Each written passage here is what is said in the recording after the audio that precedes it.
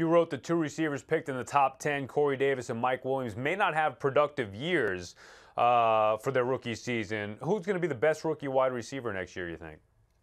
I still think it's going to be Davis. I mean, I think he's, in terms of why I wrote that about him, is, he's the third or fourth option now with Eric Decker on that team in a passing game that's behind a high volume run game. So, just in terms of the number of looks he's getting, I don't think he's seen 110 targets. So statistically, and probably more importantly to a lot of people from a fantasy football standpoint, I don't know that he's going to be a huge producer, but I still think he has a really good year. A couple other guys, more because of opportunity. I think Zay Jones in Buffalo certainly is an important piece for them. He's been banged up, just came back for minicamp, but they really need him to be at least the number 2 weapon in that passing attack. Sammy Watkins has been hurt in the past with that foot, so maybe even more opportunity opens up for Zay Jones, but they need him to be a guy that they look to a lot.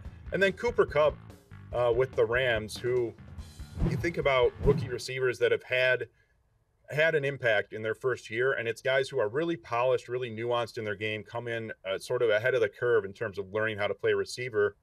We saw Keenan Allen's sort of a great recent example of that. And Kupp was one of those guys. I think he's far along in his development as a receiver. It's a roster that's really odd at the receiver position. They've drafted a ton of guys there the last few years. So I think he can step in. I think he'll play a lot early. And they really need someone for Jared Goff to be able to feed.